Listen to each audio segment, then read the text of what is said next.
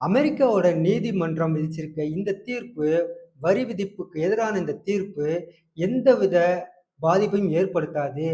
வரி விதிப்பு தொடர்ந்து அமல்ல தான் இருக்கும் அப்படின்னு திட்டவட்டமா ட்ரம்ப் அறிவிச்சிருக்காரு.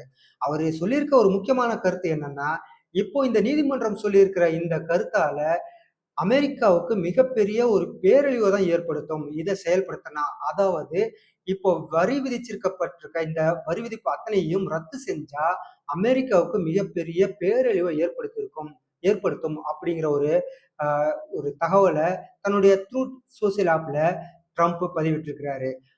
அதே நேரத்துல உச்ச நீதிமன்றத்துல இத எதிர்த்து தாக்கல் செய்ய போறதாவும், மனு தாக்கல் செய்ய போறதாவும், அதுல கண்டிப்பா தனக்கு ஆதரவா வரும், தீர்ப்பு வரும் அப்படிங்கிறத ட்ரம்ப் நம்பிக்கையோட தெரிவிச்சிருக்காரு.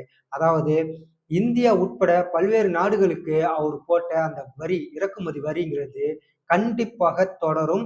அமலில் தான் இருக்கிறது அப்படிங்கிறத திட்டவட்டமா சொல்லியிருக்காரு. அத மாத்தவே முடியாது அப்படிங்கிறத தெளிவா சொல்லியிருக்காரு. ஒருவேள மாத்துனால், இந்த வரி விதிப்ப நீக்குனால், இது அமெரிக்காவுக்கு மிகப்பெரிய ஆபத்தாகவும், பேரழிவாகவும் இருக்கும் அப்படிங்கிறத ட்ரம்ப் தெளிவுபட சொல்லியிருக்காரு.